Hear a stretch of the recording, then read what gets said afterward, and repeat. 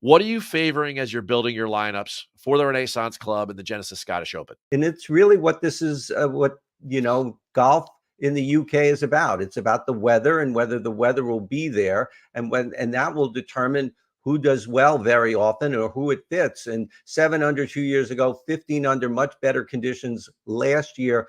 The forecast looks like it's going to be chilly and rainy, but not terribly windy. So yeah, and that's what I'm looking at. The guys who can, get a little bit lower, not the tight, And then the Renaissance Club, it's a links course, but it's not a links course. It's sort of linksy.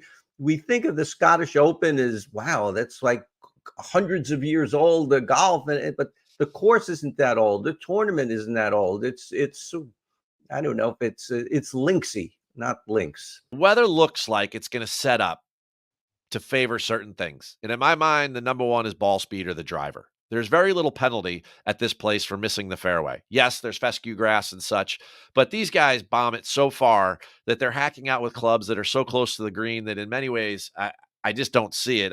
If you can bomb it here, it's a distinct advantage. I think you're flying all the fairway bunkers, you're cutting off dog legs, you're reaching the par fives.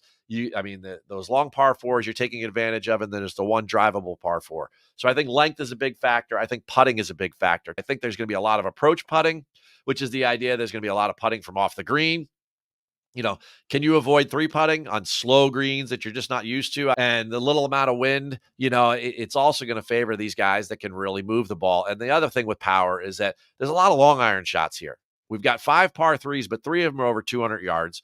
We've got those 3 par fives that have a second shot in. That's another long iron play. And then we've got those 5 long par fours. So for me, it comes down to, can you bomb it off the tee? How good of a lag putter are you? And then thirdly, how good is your long iron acumen? And